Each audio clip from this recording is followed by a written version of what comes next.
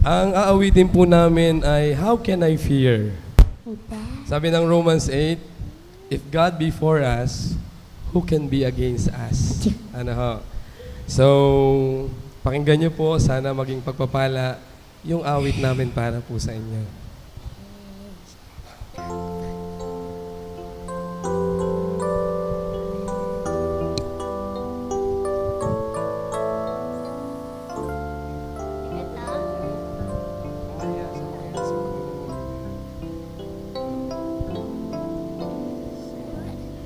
When shadows fall and the night covers all, there are things that my eyes cannot see. I'll never fear, for the Savior is near. My Lord abides with me. How can I fear? Jesus is near. He ever watches over me. Worries all cease. He gives me peace. How can I fear with Jesus? Ako muna magsosolo. When I'm alone and I face the unknown and I fear what the future may be, I can depend on the strength of my friend. He walks along with me. How can I fear? Jesus is near. He ever watches over me. Worries all cease. He gives me peace. How can I fear with Jesus? Ikaw naman. Jesus is King. He controls everything. He is with me each night and each day.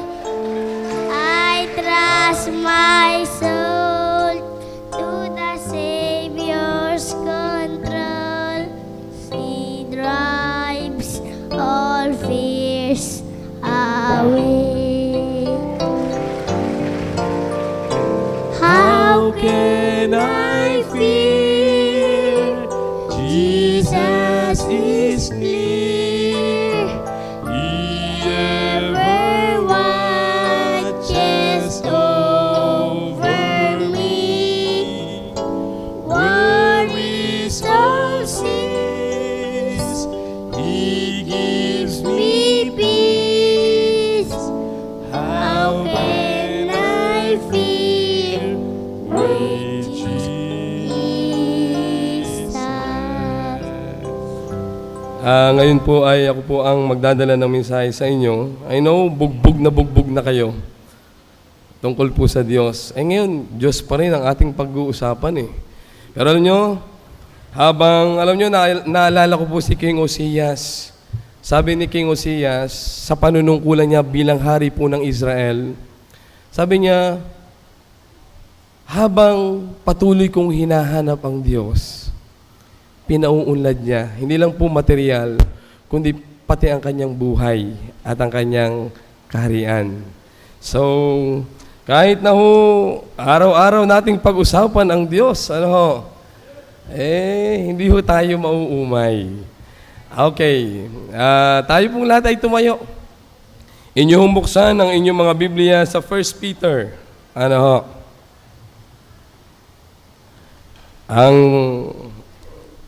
Yan. Basahin nyo muna natin, ang 1 Peter chapter 1. Chapter 2 pala. Saan na ba yun?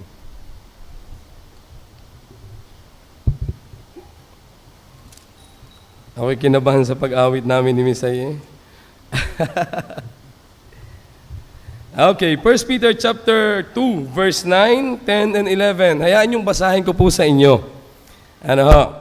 Ang sabi po ay ganito, datapwat kayo'y isang lahing hirang, isang makaharing pagkasaserdote, bansang banal, bayang pag-aaring sarili ng Diyos, upang inyong ipahayag ang karangalan niyaong tumawag sa inyo mula sa kadiliman hanggang sa kanyang kagilagilalas na kaliwanagan. Verse 10, na nang nakaraang panahon ay hindi bayan, datapwat ngayoy bayan ng Diyos, na hindi nagsipagkamit ng awa, datapwat ngayoy nagsipagkamit ng awa.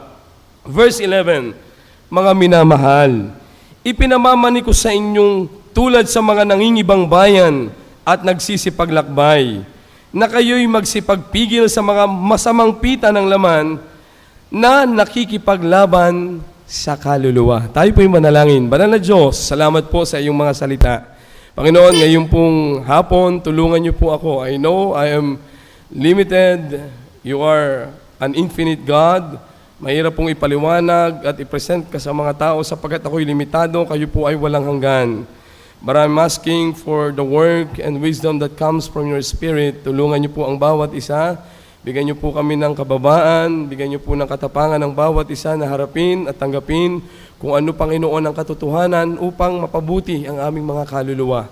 Panginoon, sakali man po na mayroong mga karumihan, pagkukulang, kasalanan sa aming buhay na maaari pong maging hadlang para ang iyong biyaya at ang iyong banal na Espiritu Santo ay tunay pong makagawa at pagpalain mo ang iyong mga tao, alisin niyo, Panginoon.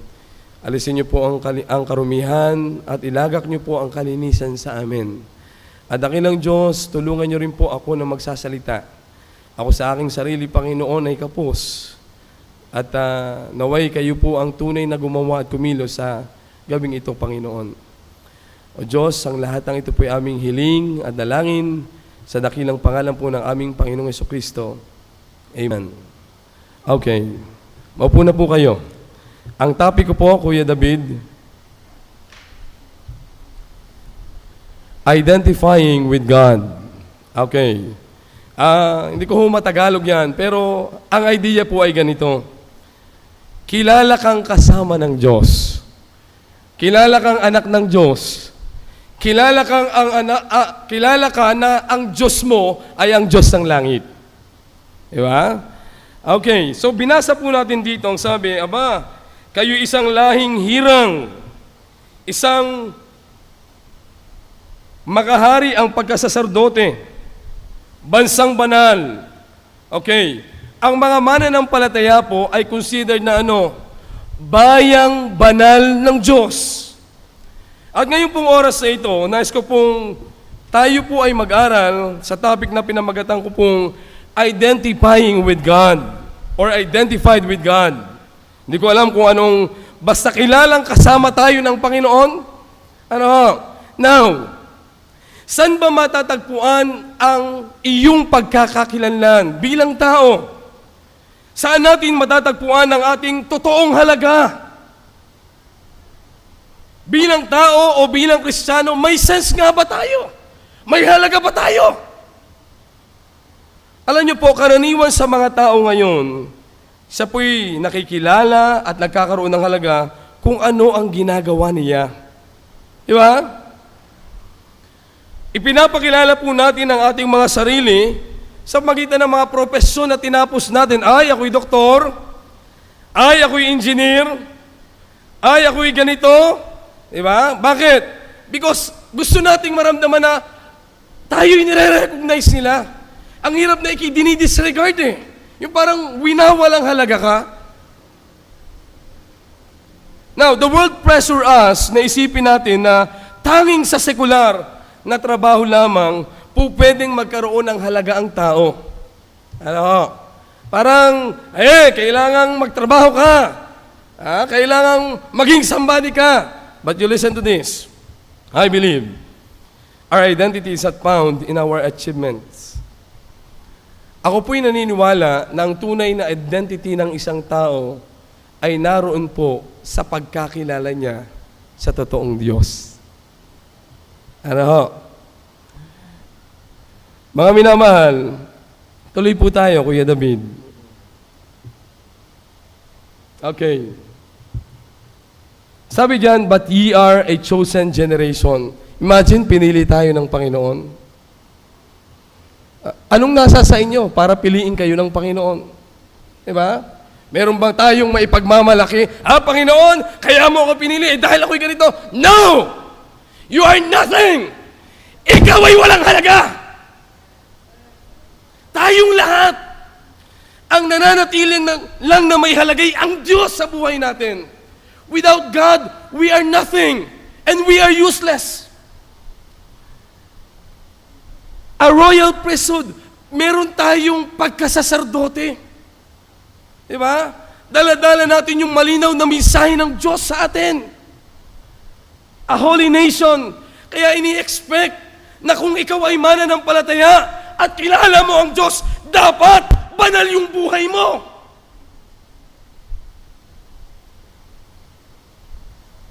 A peculiar people. Diba? Pag sinabing peculiar, naiiba. Diba? Ay, sobrang ganda. Hindi po dun tumitingin ang Panginoon. You see? That ye should show forth the praises of Him who had called you out of darkness into His marvelous light. Listen, ang dating kalagayan natin ay madilim kahit tayo ay nasa liwanag. Nagkaroon lang ng liwanag yung buhay natin. You know the reason why? Dahil dinala tayo ng Diyos dun sa ganung klase ng buhay. Continue. May guide question po tayo. Okay. Where did you find your identity? Continue.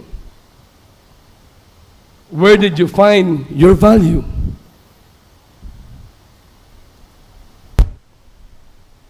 Sabi ng Proverbs 22 verse 1, a good name is rather to be chosen than great riches, and loving favor rather than silver and gold. Mga minamahal, si Solomon ang sumulat nito eh. Alam nyo, Solomon was described by the Bible as having incredible wealth. Napakayaman po ni Haring Solomon. How come this man valued a good name higher than great riches? Bakit kaya? Alam niyo po ang nakita ko? Dahil yung pangalan po, a good name, represent a good reputation. Yung mabuting pangalan ay nagre-representa ng isang magandang pagkatao, mabuting buhay, magandang, sabi nga po ay, yung bang report. This man have a good report. Pagka ho ganyan ng tao, less po yung pangamba natin. Di ba? Ayos naman itong tao. Sige, pasamahin na natin ang anak natin. Di ba? Okay. Yung verse, meron pang isang verse eh. Ang sabi po ng Ecclesiastes 7 verse 1, a good name is better than precious ointment. A good name, yung identity mo, yung pangalan mo, ay mas precious. Ano ba yung ointment na yan? Yung ointment, yan po ay nagre-represent. Yan ay maaaring gamot, panlunas. Sabi ko nga, pambihira. Kapag ka pala mabuti ang iyong pagkatao, ay mas mahusay ka kaysa sa gamot. Diba? Alam niyo po kung bakit dapat ma-preserve ang pangalan natin?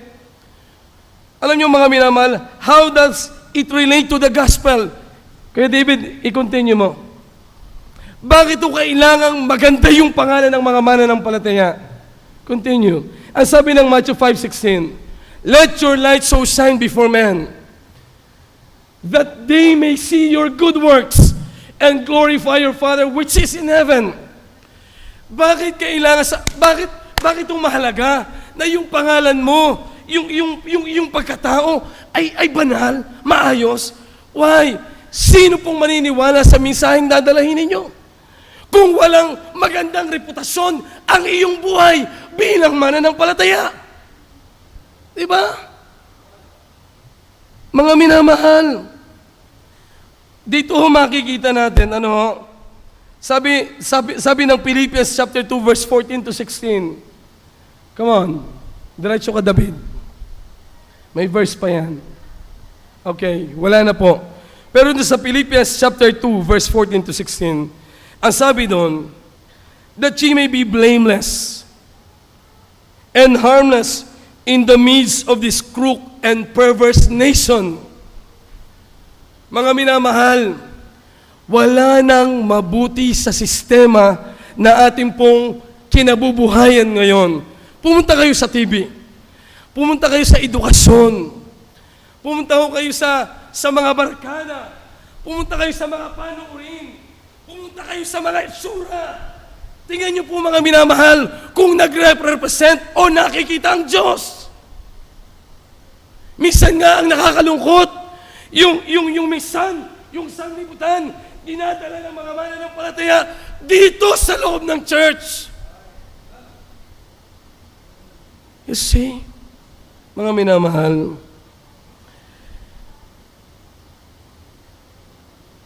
God is expecting mula sa kanyang mga mananampalataya. Diba? You listen to this. Kung kilala kang kasama ng Diyos, point number one, kailangang i-identify ang Diyos na yung sinasamba. Diba? O tumingin kayo sa akin, kung ang Diyos nyo ay tunay na Diyos. Okay, you look at me. Tumingin nyo kayo sa akin. Kung ang inyong Diyos ay tunay na Diyos, dapat mag-represent ang iyong pagkatao, ang iyong kabuuan ng sinasabi mong Diyos. Diba? Hindi ka pagkawala sa church, wala. Kagaya ka na rin ng mundo. Wala kang pinag-iba. Mangyayari ba sa atin yung peculiar people? Listen to this. Almost as long as human have existed,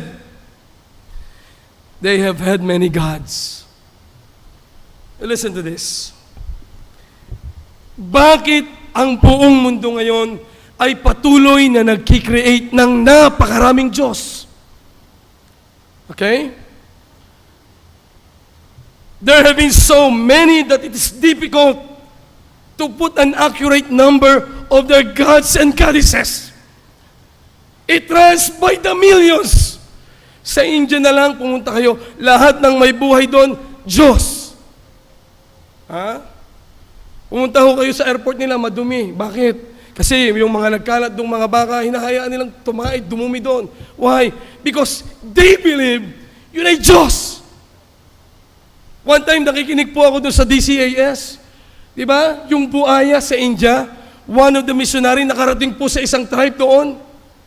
You know, pagka full moon, ang ginagawa po ng mga taong tribo doon, pagka full moon na, nag-o-offer sila. At ang ino-offer nila yung bata. One time, kitang-kita po ng missionary, ng naked eye niya, sabi niya, yung isang babae, merong isang payat na anak, at merong isang malusog na anak. He was expecting nang itatapon niya dun sa buhayang yun, yung pangit niyang anak. Pero alam niyo, nagkamali po siya. Kasi ang ibinigay po ng babae, yung malusog niyang anak. Why?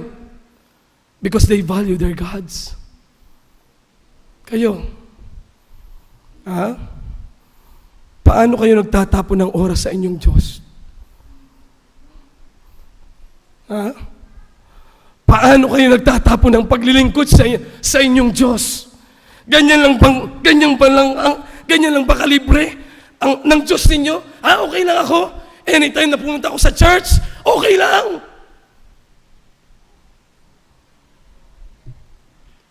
Mga minamahal, pakinggan niyo po ito. The God of the Bible is not the product of human imagination. Diba? Pumunta ko kayo sa Romans chapter 1. Yung mga marurunong doon ng sanglibutan, naging mga mangmang. Why? Dahil hindi nila sinamba ang Diyos eh. Mas sinamba nila yung nilikha kaysa sa lumikha. Anong nangyari sa moral ng tao? Bumagsak. Nagkaroon ng bakla at tumboy. And look at what happened to this world. Ang moral, grabe. Nakakalungkot tingnan. Isipin ng dating magandang mundo ay sinira ng kagustuhan ng maraming mga tao.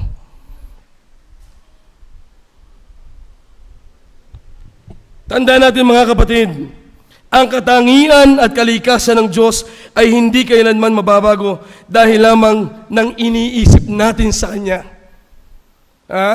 Tandaan niyo po yan. Now, Kuya David, idiretso mo.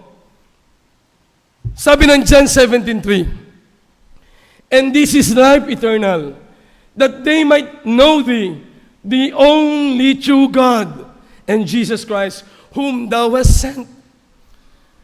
Mga minamahal, sabi ko dito, makikilala natin na meron talagang isang tunay na Diyos. Diba? Ano bang klase ng pagkakilala nyo sa Diyos? Kasi mga minamahal, kung malinaw sa inyo kung ano yung Diyos na inyong sinasamba, hindi ganyang klase ng paglilingkod ang ibibigay ninyo. Diba? Yung basta na, pupunta sa church, parang hindi sisimba, parang bibili lamang ng kanton o kakain lamang ng lumi diyan sa kanto. Wag! Kasi ang haharapin natin ay Diyos. Pag Wednesday, yung bang Diyos natin ng linggo at saka Diyos natin ng ay magkaiba pa. Identifying the true God. Alam nyo ba, kilala nyo ba yung Diyos nyo? Alam natin na isa ang totoong Diyos. Dahil liban sa Kanya, wala nang ibang Diyos. Diba? Pag-aralan niyo po ang tungkol sa Diyos. Napakakomplikado. Kulang yung utak natin para maintindihan at unawain ang Diyos na sinasabi kong ito sa inyo. Pero sa biyaya ng Panginoon, sabi nga kanina ng mga nagpatotoo, ay sino ba ako? Ano bang nakita ng Diyos sa akin? I thank God dahil ako'y kinaawaan at kinahabagan. Now, ano po? Kuya David, diretso mo. What single word best define God's character? Ano ba yung talagang salita na po pwede nating i-describe kung ano ang Diyos? Okay. Yung verse. Sabi diyan, love defines God's nature, and love is what He most want to see in the character of His children. Mga minamahal, ang numero unong dahilan kung bakit ipinanganak ka, tumingin ka sa akin. Ang number one reason kung bakit ipinanganak ka ay dahil ng pag-ibig ng Diyos. Right? We are created by God to love and to be loved. Wala nang ibang dahilan eh. Yes, pwede kang mag-aral, pwede kang umunlad, pero apart from the love of God, useless ang buhay mo. Hindi mo masaya ang malayo ang buhay sa Diyos. Tingnan niyo po yung mga lumalayo. Tingnan niyo po yung buhay ay malayo sa church. Yes, maaaring meron silang material, but they are empty. They are not really happy. Yung kanilang kasiyahan ay palamuti lamang sapagkat ang tunay na laughter, ang tunay na kasiyahan, yun po ay ang Diyos ang nagbibigay. Tingnan niyo po yung hirap na hirap sa BBFs. Tingnan niyo po yung mga taong hindi po maikli ang kamay sa pagbibigay, sa pagtulong. Masaya po yung mga taong yan. Ha? Pero yung iba, ay saka na lang. Ha? Marami pa namang BBS na rarating. Paano kung bukas si Rapture na? Para kang si Mario, nag-text sa mga kasama. Akala niya naiwan na siya. Diba? Mga minamahal, alam nyo, ito po, ang isa pong alam ko sa pag-ibig ng Diyos, God's love has no favoritism. Tumingin kayo sa akin. Ako, meron akong gusto. Meron akong ayaw.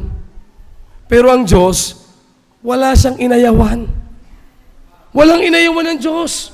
Aba, sabi nga ho dito, yung tao gusto yung maganda, ayaw ng pangit. Diba? Gusto ng bago, ayaw ng luma. Gusto laging marami, ayaw ng kakaunti. Diba? Hindi ganyan ang pag-ibig ng Panginoon. Tinanggap ka niya kung ano ka. Diba? Tingnan nyo, inyong i-evaluate ang inyong pagkatao. Tingnan nyo yung mga material na maaaring nasa sa inyo ngayon. Yung ba'y dahilan para i-consider kayo ng Diyos? No, sir. Diba? God's love has no favoritism. Ang isa pang iniisip ko, since ang Diyos ay unique kalikasan niya mga minamahal, God's love is measureless and limitless. Pakinggan nyo ito. Hindi nyo kayang i-exhaust ang pag-ibig ng Panginoon. Diba? Kahit ako'y paulit-ulit sa pagkakasala, kahit na lagi ako nagkakamali, kahit lagi ako nakikipaglaro sa kasalanan, yes! Hindi nyo kayang pigilan, hindi nyo kayang extend, hindi nyo kayang barahan ang extension ng pagmamahal ng Diyos. Diba? Tingnan nyo kayo, tingnan nyo tayo. Mamaya, andun na ulit tayo sa kasalanan natin, iiyak-iyak tayo ulit sa Diyos. Marirealize sa pambira, Panginoon. Ako isa nagdaang araw, ito na naman ang buhay ko. Ano ba naman na rin, Panginoon? Pero tingnan mo, pag ikay lumuhod sa Panginoon, grabe ang Diyos. Sabi niya, inaalis niya yung kasalanan mo, nililinis ka niya uli. Kayo, pagka may humingi ng tawad sa inyo, sama-sama ng loob niyo, sige, ikaw'y pinapatawad ko na. Pero simula sa araw na ito, yung hilat siya ng mukha mo, huwag mo na ipapakita sa akin. Ano ka yun? Pinatawad nga. Masama pa rin ang loob.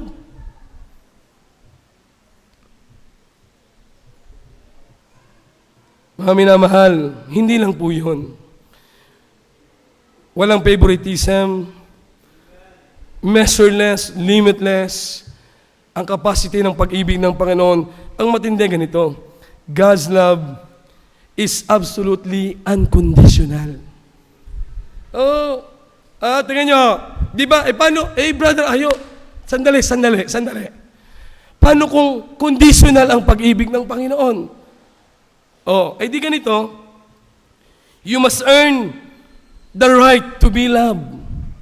Kaya hindi humali yung mga nagpipinitensya, yung nagpapapako, yung kailangang tapatan nila, yung ginawang pag-ibig ng Panginoon. Pero hindi. Anong sabi ng Diyos? Unconditional. You cannot earn anything dito sa klase ng pag-ibig na meron ng Diyos sa tao. Diba? Siya'y napakadakilang Diyos. Tuwing may magpapasalamat dito, hindi ba natin, yung right choice of word, parang hindi natin mapili kung ano ba talaga yung tamang salita para mapuri natin ang Panginoon. Why? Because it's far too short para purihin, dakilain, luwalhatiin ang Diyos na totoo na nasa sa langit at Diyos natin ngayon. Diba? Mga minamahal, ang Diyos ay hindi ho nagpapahuli sa lahat po ng mga bagay. Gusto kong ipakita ko itong portion na ito, yung The Passion of the Christ. At sabihin niyo sa akin na maliit lang na bagay, ang ginawa po ng Diyos para sa atin. David, pakiplay mo nga ito. Itong portion lang na ito. Just this portion.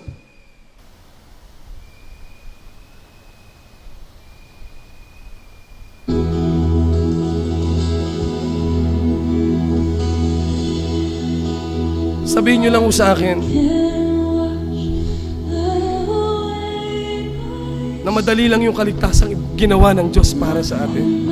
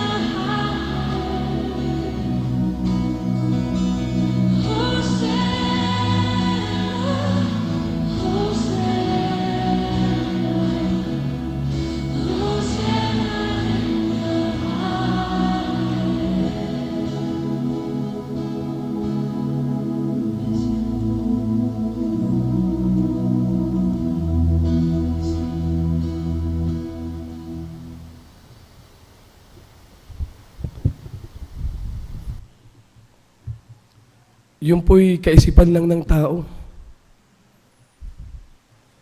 Diba? I-reflect niyo po kung gaano kahirap ng ginawa ng Diyos para sa atin.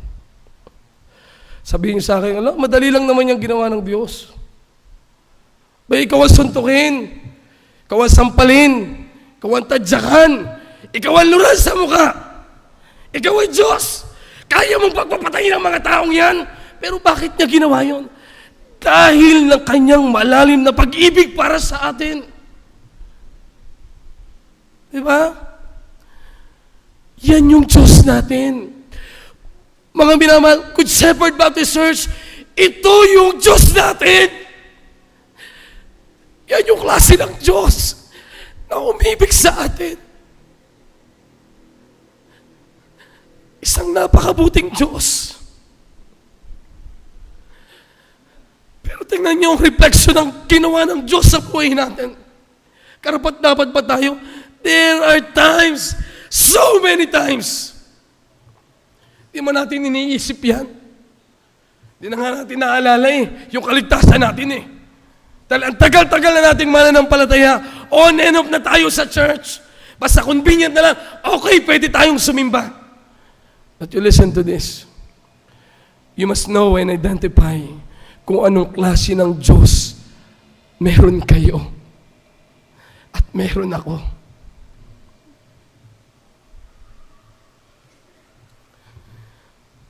God Himself gave all His glory and power, taking the human form.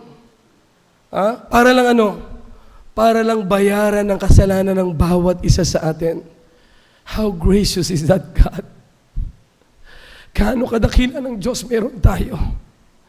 Meron pang bagay na nasa sa atin na pwedeng pantapat sa Diyos na yan? Wala! Salamat! Yan lang yung Diyos natin! Yan yung ating Diyos na dakila sa buhay natin. Diba? Mga minamahal, ang Biblia po ipinapakilala yung Diyos na meron tayo. Yung iba, tinatawanan lamang yung Diyos na yan. Pero yung tunay na mananampalataya, hindi mababagbag yan. Luluha yan, iiyak yan. Why? Kasi naramdaman niya, ay, ganun pala yung pananampalataya ko. Ay, ganun pala yung, alam nyo, sa baptism, di ba ang mensahe ng baptism? Yun ay simbolo ng kamatayan, ng pagkalibing, ng pagkabuhay na maguli ng Panginoon. Alam niyo ba kung bakit tayo'y nakakalakad sa panibagong buhay? It's because of that God. Kaya ganito tayo eh. Hindi tayo maintindihan ng mundo. Ba't kayang mga taong yan masaya pag nasa sa church?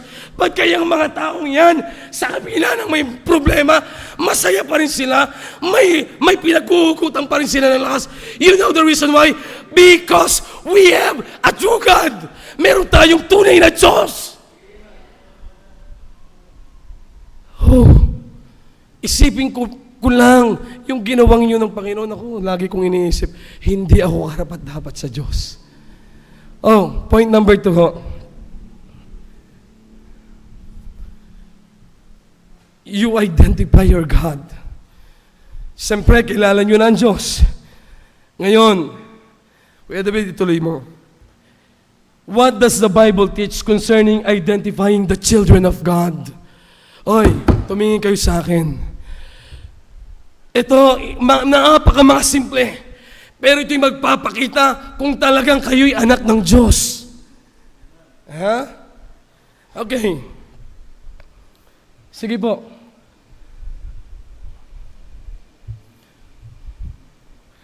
Listen to this. Children of God, obey the Bible. Children of the devil, do not. Simple lang naman eh. Diba? Ewan ko kung ang marami sa atin ay nagbabasa pa ng Bible.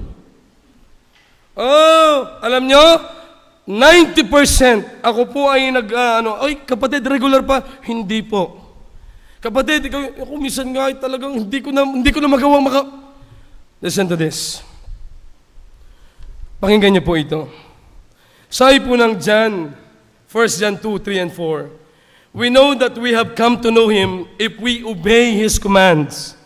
The man who says, I know Him, but does not do what He commands is a liar, and the truth is not in him. Yung sa Diyos, nakikinig yan ng salita ng Diyos, hindi magaling lamang makisama. Makikita mo talaga yung buhay. Makikita mo talaga hindi lang sa magaling magsalita. Pati yung buhay niya, makikita mo, mababasa mo ang mensaheng malinaw ng salita ng Diyos. Meron namang sama lang ng sama. Pero sa labas ng mga buhay, paiswar-iswar pa rin. Ay maganda yung kayo identify na sa Diyos. Pag nandito pa kayo, makikita, ayun nga yung taong yun. Ay ayos ang buhay niyan. Yung young people na yan, ay ayos yan. Diba? Nakakatuwa. Diba, mga minamahal, nakakalungkot isipin na yung Diyos natin, na ganun yung Diyos natin, tapos pupulaan lang dahil lang buhay natin. Ba? You listen to this. Ang isa sa pinakamatibay na patunay na kilala natin yung Diyos ay nasa malinaw nating pagsunod sa Kanyang salita. Tingnan nyo. Meron ako nabasa dito. Your mind is like a fertile field. Ang isip po ng tao ay tulad po sa isang matabang lupa. Kung anong inilalagay mo diyan, yan ay magkakaroon ng bunga. And you listen to this, ang sabi po dito, a field doesn't care what you plant in it. Yung mind natin, wala naman yung isip eh. Tayo ang may isip. Diba? Pagka nagtanim kayo ng mais, di mais ang tutubo. Okay, pagka nagtanim kayo ng palay, di palay. What you plant will sprout and grow, eventually producing an abundant crop in real life. Ano gang itinatanim natin sa isip natin? Kagaya yung sabi ni Jet kanina, ilang buwan siya, nakaupo lang, tatayo lamang sa harapan ng computer pagka bibili ng pagkain. Diba? Kasi kung ano yung itinatanim dito kung anong nakikita ng mata natin, yun magiging ganun ang kaluluwa natin. Kaya maraming mga kabataan, pagdating dito, walang interes. Bakit? Pinakain niya ng mga basurang isip niya Kaya pagdating sa pakikinig ng salita ng Diyos, nire-reject ng isip niya. Why? Kasi doon malago yung utak niya. Tingnan nyo, pakinggan nyo rin po ito. The road to purity of mind always run through the Scripture.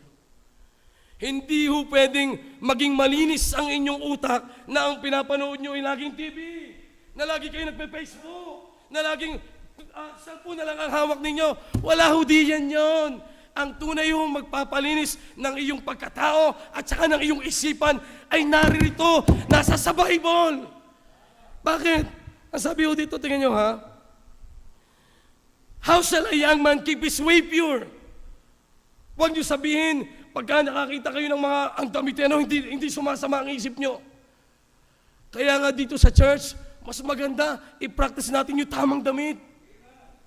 Sabi ko lagi sa mga young people, ay huwag nyo naman pamurahin ang itsura ninyo dahil ng inyong damit. Di kay kaganda naman ang maganda ka, na hindi revealing ang itsura mo. Ako yung nakakakita ng mga kabataan, ako yung na-inspired sa kanila. Bakit? Yung damit nila, yung kanilang itsura. Pwede ka naman, alam nyo, hindi po ako against sa pagpapaganda. Sabi ko nga kay Nora, ayos ka naman. Ang asawa mo, kapogi-pogi. Bago ganyan ka. Ay mahirap yan. Kaganda-gandang manamit. Bago ikaw losang na losang. Ay wag naman gayon. Dapat bumagay ka sa asawa mo. Away ito, away. Joke lang po yun. Hindi po ako against sa pagpapaganda. Gusto ko nga lahat maganda.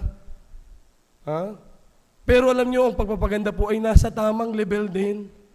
Tingnan nyo, kayo mag-lipstick ng sobrang pula. Yung mag-lipstick ko kayo ng sobrang pula. Ang tawag ko namin noon, nung kami maliliit, ipagger-per yun? Sadya ho. Di kami nabibiling yung kending pula. Anong tawag sa kending yun? Di kay pagger-per ang tawag doon. You listen to this. Children of God, obey the Bible. Pero hindi po, yung mga anak ng Diablo, they don't care kung anong sinasabi ng Biblia. Sabi ko nga doon sa baptismal instruction, puntahan niyo po ang John 5:39. Ang sabi doon, saliksikin niyo ika ang mga kasulatan, sapagkat yun yung malalaman yung tungkol sa buhay na walang hanggan. At yan ang magpapatotoo tungkol sa akin. Listen, lahat po ng impure thoughts, wala hong magagawa yan kapag ang inyong isip ay saturated ng salita ng Diyos. How can a young man keep his way pure? How will you keep from sinning against God? It's by hiding God's word in your heart. Itago nyo ng itago. Kayo'y magbasa ng Biblia. May times na kayo'y galit na galit. Ay dahil may nakatago dito sa inyong puso. Pwede ako magagalit. May pinapalawak ng Diyos ang pangunawa ninyo. Alam niyo po, yung malimit galit, immature yan. Lagi na lang galit sa asawa. Kahit na magandang lalaki, galit pa rin. Anong gagawin namin? Sadya kaming ganito.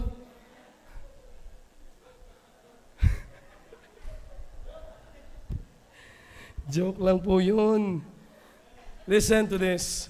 Children of God, obey the Bible. Tingnan niyo mga minamahal. Ako'y natutuwa na makita ko yung anak ko na nai-inspired siya sa buhay sa church. Sabi nung yung kapitbahay namin, "Uy, Kuya Ayo, bakit kasi Misay, iwanan mo na lang dito. Dito na lang sa amin, meron namang mga kalaro, ano matututunan?" Ay samantalang sa church, alam niyo po, ang church po ay training ng ating mga anak.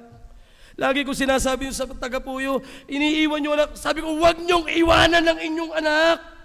Kailangan nilang salita ng Diyos. Kailangan nilang makarinig ng kwento. Kailangan nilang makapelos yung kapwa mananampalataya sapagkat ito'y mag-i-inspire ng kanilang puso at ng kanilang kaisipan. Ay saan sila huhugot ng karunungan? Saan sila titingin ng magandang halimbawa? Sa labas? No sir, dito sila titingin. Kaya maging maingat ang bawat isa sa atin. Kasama po ako. Number 2, Kuya David. Ako'y napapasarap. Number 2, children of God walk as Jesus did. Children of the devil carry out devil's desire. Sabi po ng 1 John 2, verse 5 and 6. This is how we know we are in Him. Whoever claims to live in Him must walk as Jesus did.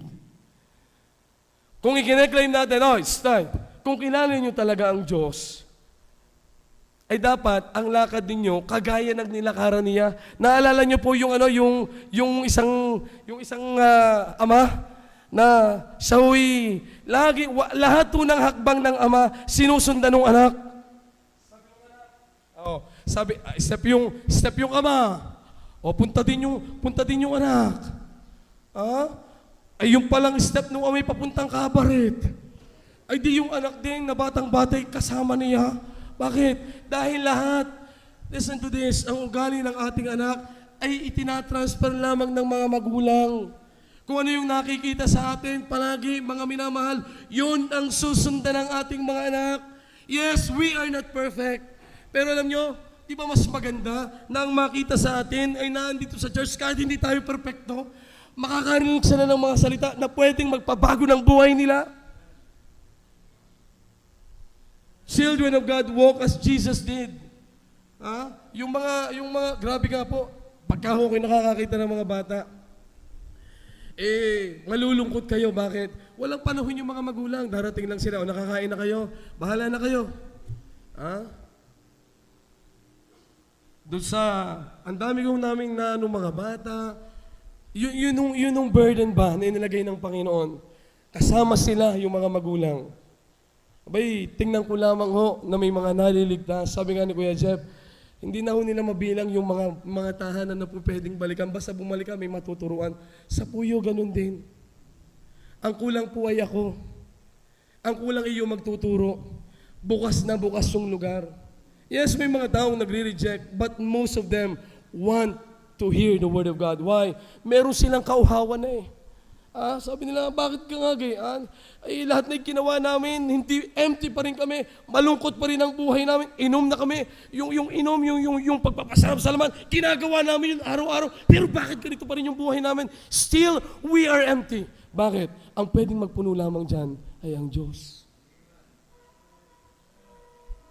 But those who keep at His word in Him verily is the love of God perfected. Hereby know we that we are in Him. He that saith, He abideth in Him, ought himself also to walk, even as He walked. Paano kayo lumalakad? Ang anak daw po ng Diyos ay lumalakad tulad ng inilakad ni Jesus. Ang anak ng dyablo, ang daladala, maling kagustuhan ng dyablo. Diba? Ito po ang isang katotohanan na dapat huwag mawala sa inyo. Tumingin kayo sa akin. Ito yung dapat huwag mawawala sa inyo. Nung una pa, tayo'y itinalaga na ng Diyos na maging katulad ng larawan ng anak ng Diyos, yung lahat ng mga mananampalataya. Remember Romans 8, verse 29? That God has predestined His people to be conformed in the image of His Son. Sadyang itinalaga tayo. Sadyang may layunin ang Diyos sa buhay natin. Sabi ho nung iba, ay siguro may layunin ng Diyos. Sadyang may layunin. May purpose ang Diyos sa buhay ng bawat mananampalataya. Hindi ho layunin ng Diyos na wala kayong ginagawa. Kaya nga kayo iniligtas meron kayong magagawa para sa gawain ng Panginoon.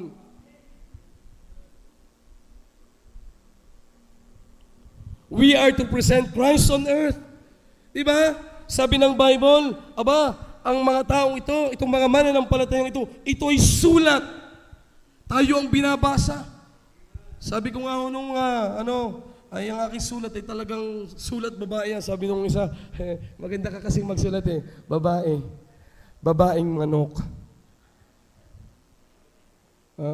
Yung palang sulat anay kinahig ng manok. Ay hindi mabasa. Sabi ng Korinto, kayo ay sulat.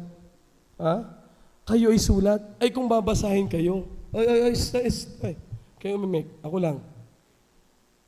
Kung kayo'y babasahin ng sanglibutan, dahil dala-dala natin yung mensahe para sa kanila, mababasa ba ang buhay ninyo? O walang mabasa sa inyo? Dahil katulad din nila kayo. Tayo ay nararapat magpabatid, magpakita kay Kristo sa lupa. Wala si Kristo dito tayo ang naririto.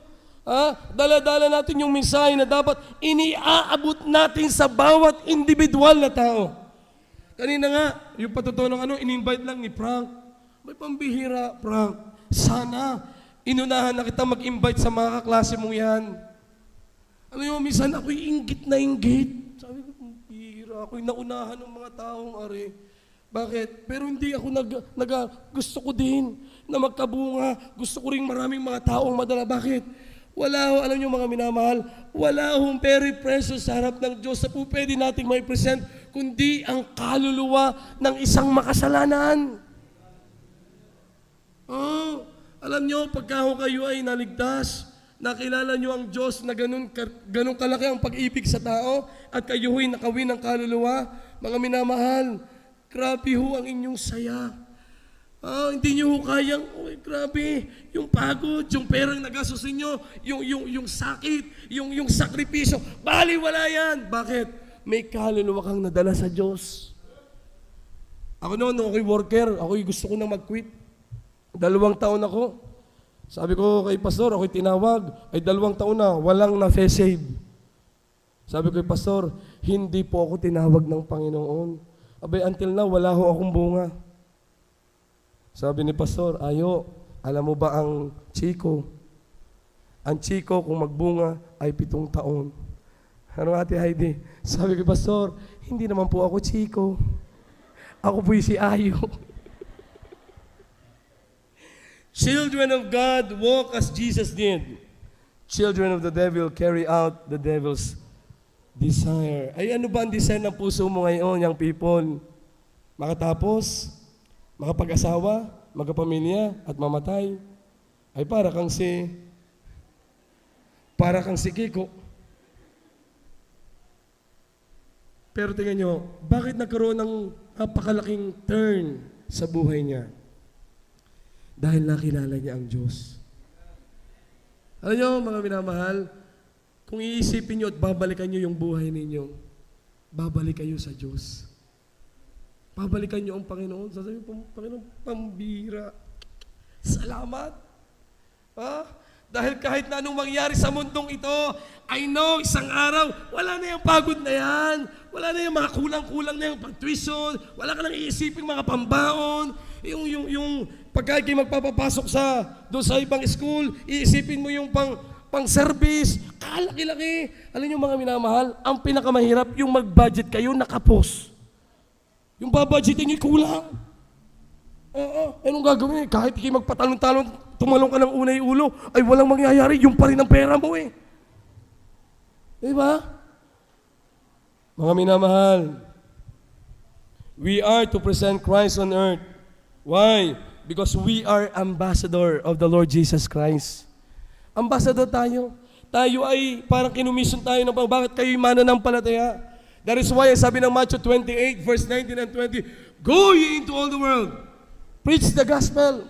Baptizing them in the name of the Father and of the Son and of the Holy Spirit. Teaching them to observe. Ituro nyo sa kanilang lahat. Oy, ituro daw sa ating lahat. Bakit? Kasi kapag may kaalaman tayo, yun ang bakod natin. Kailanman, dumating man ang mga bagyo, ang sikwa, ang mga testing points sa buhay natin, still, we will continue go on maturity sa ating Diyos. Why? Kasi yun ang pinakamatibay na pundasyon ng buhay natin. Oh, nung una ako'y naiinggit pa sa mapera nakakainggit naman. Pero alam niyo ako, ngayon wala akong iniisip. Gusto ko magkaroon ako ng pera para magamit sa gawain. Kasi pag may pera ka, makakaikot ka eh.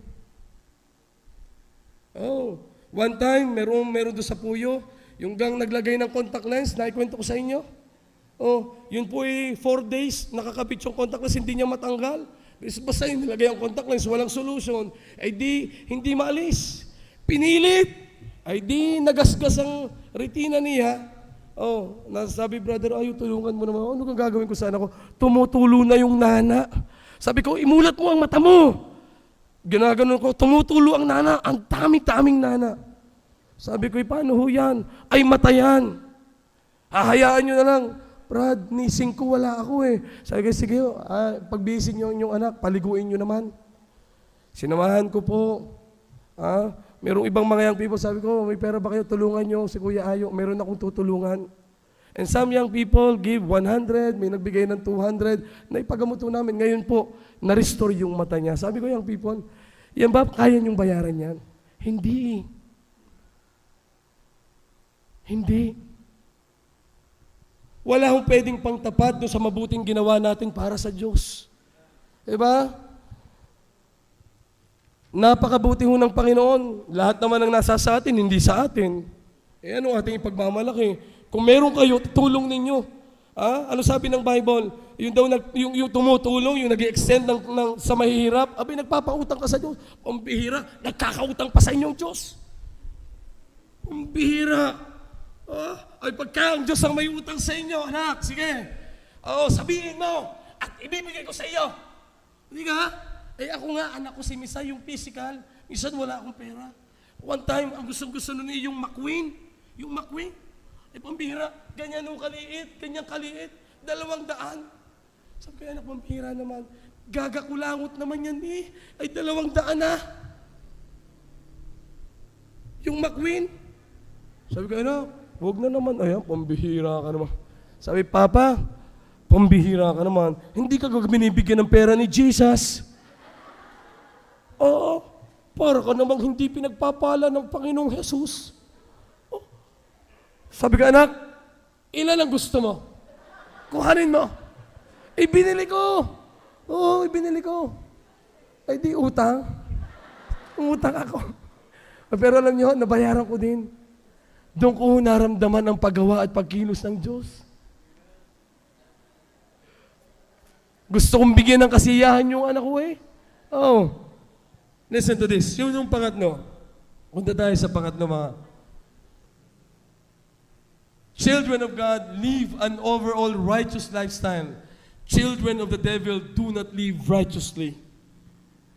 Sabi ng Romans chapter 12 verse 1. I beseech you therefore, brethren, by the mercies of God, that ye present your bodies a living sacrifice, holy, acceptable unto God, which is your reasonable service.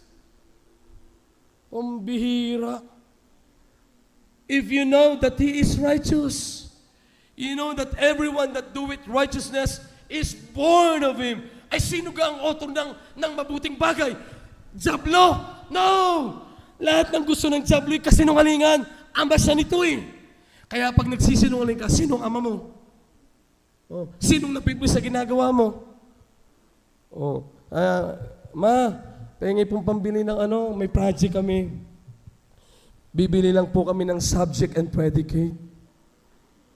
Yun namang, gaano kayong subject and predicate na yun? Yun yung subject ay yun? Mga 500 yun ma. Yun yung predicate dahil yun naman po 250, 750 ma. Yeah? Ano mga young people? Sabi ng mga young people, pag gusto, may paraan.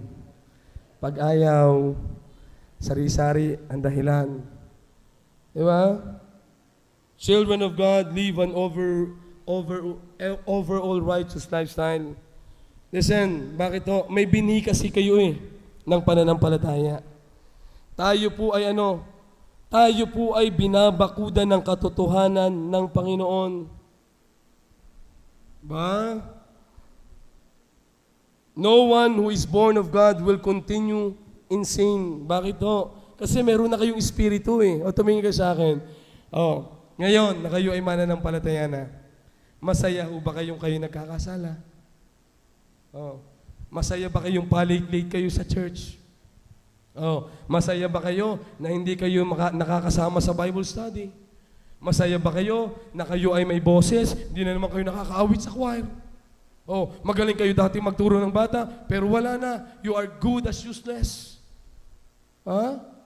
Listen, kayo ay tinawag ng Diyos sa kaligtasan dahil may layunin ng Panginoon. Hindi ho tumitigil ang kaligtasan pag nag-asawa na kayo. Ang iba, pag nag-asawa na, exempted na ako dyan. Naiintindihan naman na yun ni Lord Oo nga't malawak ang pangunawa ng Panginoon. Pero you listen to this. Hanggat nabubuhay kayo, may layunin ang Panginoon sa buhay ninyo. Sabi ng iba, estudyante siya, kaya hindi siya makapaglingkod ng ayos. Nung nagtatrabaho na, lalong hindi makapaglingkod. Kailan kayo maglilingkod?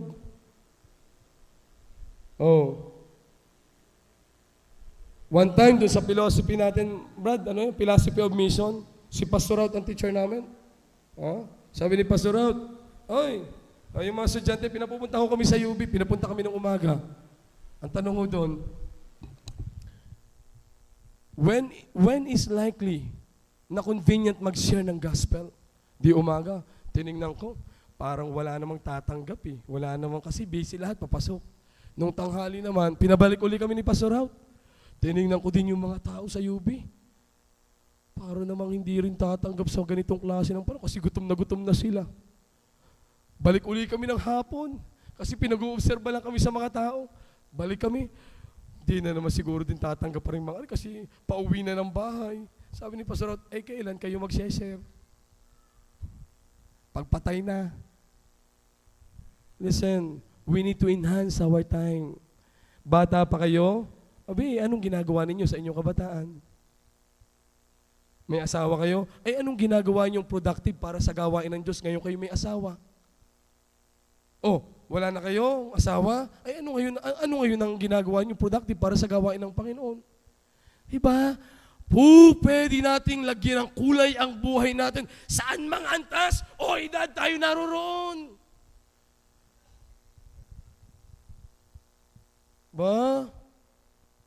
Tumanda lang ayaw ng manalangin. Mali po yun. Yun nga ang panahon para lagi tayong manalangin. Pang-apat. Kuya David, go. Children of God love other Christian. Children of the devil hate Christians. I-apply nga natin.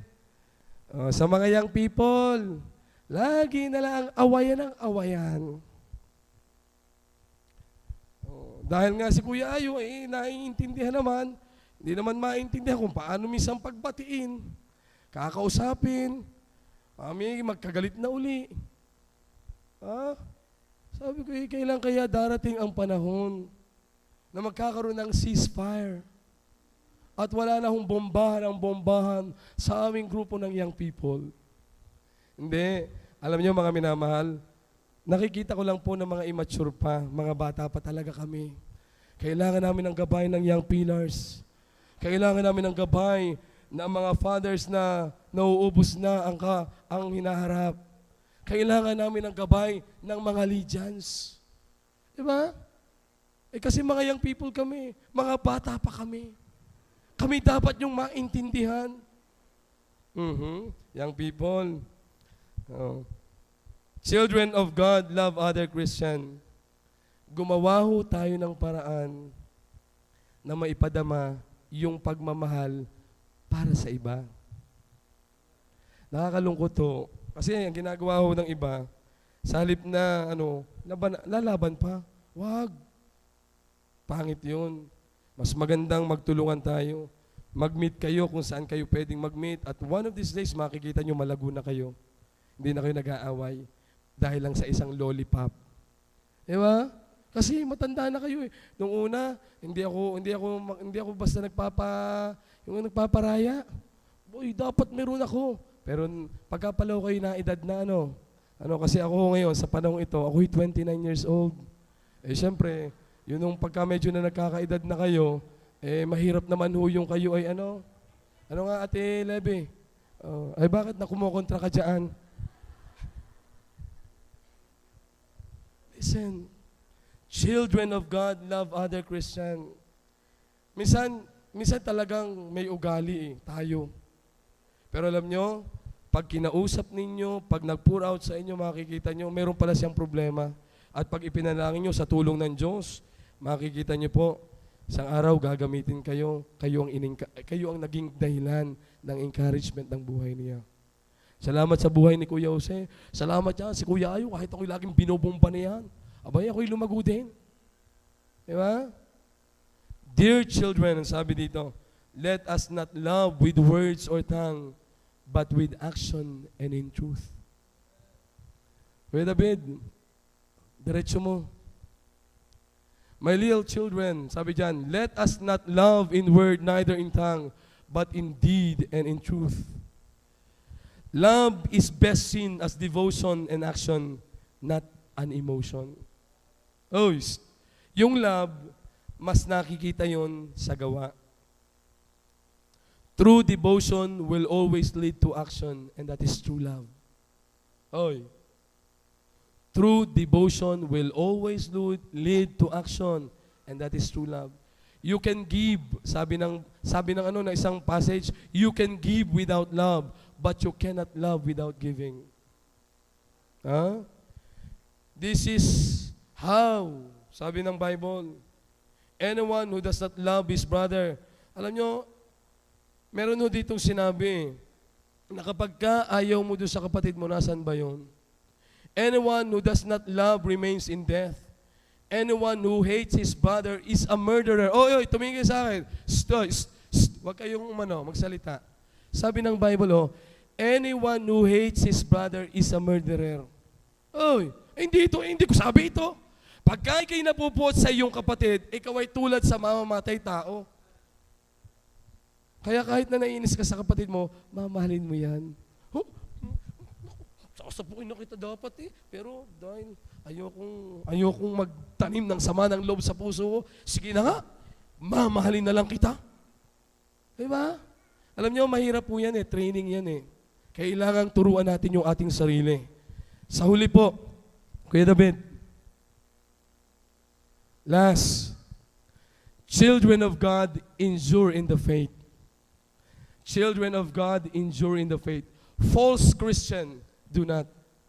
Alam nyo, yung mga taong hindi totoo, hindi ho yan matyaga sa gawain. Why?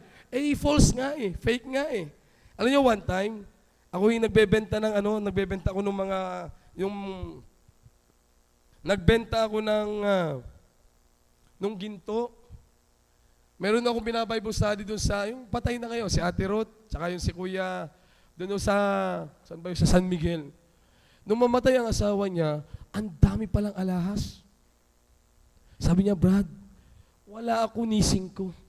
Pero tulungan mo naman akong ibenta ito. Sabi ko, ang dami nito. Brad, kumuha ka na para sa iyo. Sabi ko, hindi po. Hindi ho, pero sa isip ko, gusto kong kumuha.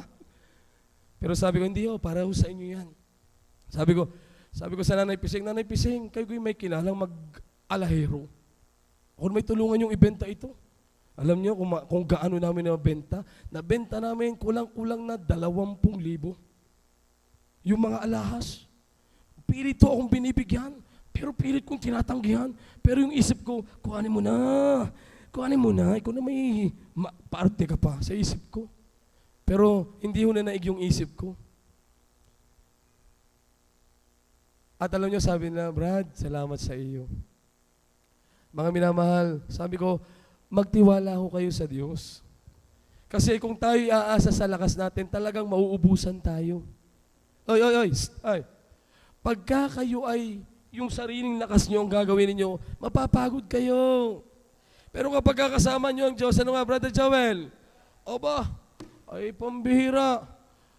Kahit na magantay tayo hanggang pagtanda. Di kaya?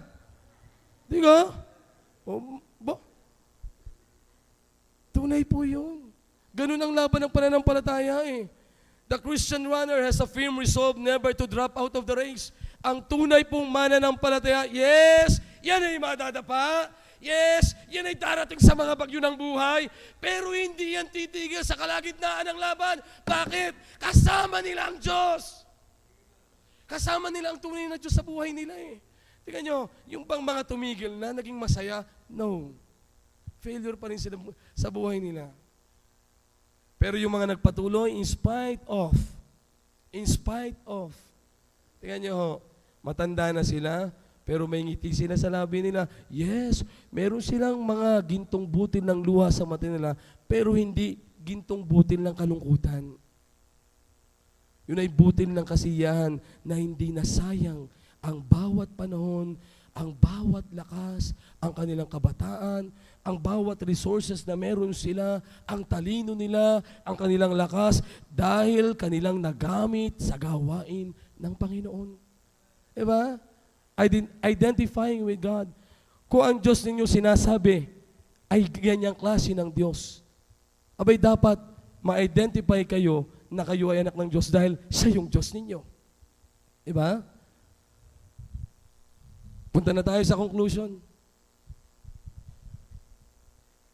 Tingnan po yung conclusion. If we are identified children of God, then know who you are. Tingnan niyo kung sino kayo. Lagi nakakala mo kung sino. Wala nga kayo. Kung wala ang Diyos. Pangalawa, know where your life value comes from. Saan ba nagsisimula? Saan ba bumubukal yung kahalagahan at nagbibigay ng halaga sa iyong pagkatao? Saan ba nagmumula? Inyong tuklasin. Uy! Wag lang nakakanga. Maghanap kayo, mag-analyze kayo sa buhay nyo, and magpapakilala siya sa inyo. Sa ulit, tingnan nyo. Pag naintindihan nyo na, ba ang Diyos ko pala? Alam nyo kanina, habang pinapanood ko yung The Passion of the Christ, gusto kong umiyak. Kasi kitang-kita ko kung ano ako sa harapan ng Diyos. Know who you are. Know where your life value comes from. Know it. At ipamuhay natin. Listen, hindi hulugi ang buhay na nagamit sa Diyos. Hindi ho yan lugi. Yan nga ang pinakamasayang buhay. Minsan niisip nyo, talunan kayo. No, sa Panginoon, hindi kayo talunan. Kasi sa Diyos kayo victorious na kayo. You're always on the winning side as long as you continue to serve your true God. Tumingin kayo sa akin. Anong klase ng Diyos meron kayo? Anong klase ng Diyos meron kayo? Sana kilala nyo ang Diyos nyo. Para ma-equal ninyo kung anong ugali, pananaw, paglilingkod, ang dapat na ibinabalik natin sa klase ng Diyos na meron tayo. Tayo po mag-pray. Panginoong Diyos, ngayon pong hapon, salamat sa iyo. Lord, we are identified children of God. Ikaw ang Diyos namin. Apart from you, there is no God. Ang lahat, Panginoon, ng nilikha, ikaw ang may gawa. Sa salita mo lamang. Kahit yung pinakamaliit na ugat, na bahagi ng pagkatao namin, ikaw ang may likha. At walang pwedeng umuna sa iyo bilang ikaw ay ang aming Diyos. O Panginoon, ngayon pong hapon, we are so blessed and we are so grateful Because the God of heaven, the God of our salvation, is a true God. Panginoon, salamat po. Hindi po ako katulad ng milyong-milyong mga tao ngayon na nabubuhay, na walang direksyon, namamatay lang. Lord, thank you for giving us that great privilege of knowing you. At ako'y iniligtas mo, Panginoon. At sana, Panginoon, sa maikling buhay na meron ako, sa mga panahon, sa lakas, na lagi mong ipinapahiram araw-araw sa akin, magawa ko, Panginoong, maibalik sa iyo ang para sa iyo. O Panginoon, salamat sa iyong mga salita na palaging kadluan namin ng paalala. I-bless niyo po ang bawat kabataan. Lord, hindi ako galit sa mga young people. Pero kailangan nila ng paalala. Hindi po ako galit sa young pillars o sino man dito. Ang salita mo ay tulad po talaga sa tabak. Minsan masakit. Pero for every pain, sa bawat hapdi, sakit, nasasaktan at sasusugatan kami. Doon mo pinapagaling. Doon mo kami pinaghihilom sa mga kasalanan ng buhay namin. Panginoon, I pray for our church. Lord, salamat, may 8 kaluluwa. Siguro, Panginoon, kung merong prank pa, kung kami lahat ay prank, may Sir Angel na mag-share na matapang ng iyong salita. Ang bawat isa sa amin ay magsisikap at magkakaroon ng goal. Lord, hindi lang kami identified sa iyo, kundi ma-identify kami na nagagamit namin ang kapangyarihan ng aming Diyos sa aming buhay. Bless niyo po ang bawat tahanan. I-bless niyo po ang bawat tatay, ang bawat nanay, ang bawat young pillars, young professionals, young people. Sana, Panginoon, mas malinaw naming makilala ikaw na Diyos sa buhay namin. Upang anumang klase ng panahon na kinang Diyos, hindi po masayang, kundi magamit namin ng matalino ang bawat panahon na meron kami.